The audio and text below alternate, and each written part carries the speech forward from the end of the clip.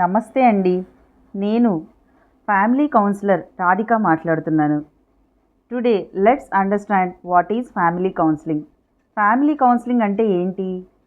మనందరం డిఫరెంట్ ఫ్యామిలీస్లో పుట్టి పెరిగాము. Family is our first school, first support system.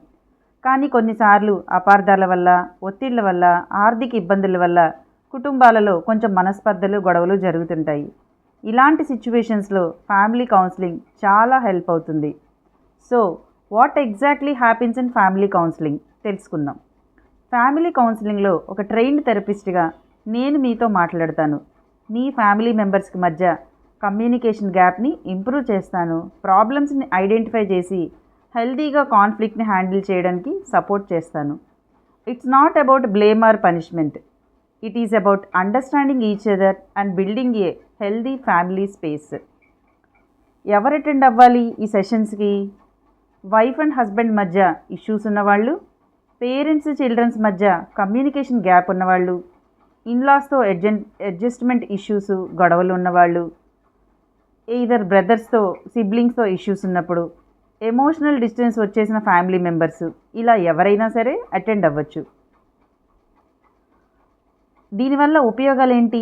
Family counselling సెషన్స్కి attend అవ్వడం వల్ల better communication, more bonding and less fighting, stress ఇంకా టెన్షన్స్ తగ్గడం, చిల్డ్రన్కి safe and loving environment create చేయడం, ఫ్యామిలీలో ఒక టీమ్ వర్క్ ఫీలింగ్ డెవలప్ చేయడం ఒక కౌన్సిలర్గా నా ఉద్దేశం.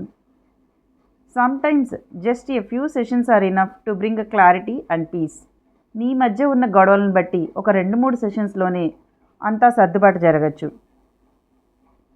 When to take family counselling, ఎప్పుడు రావాలి అసలు? When small issues are becoming regular fights, చిన్న చిన్న విషయాలకే పెద్ద పెద్ద గొడవలుగా మారుతున్నప్పుడు, when silence is more than talking, when children are getting affected by parents fight, or when you just want to improve your family connection.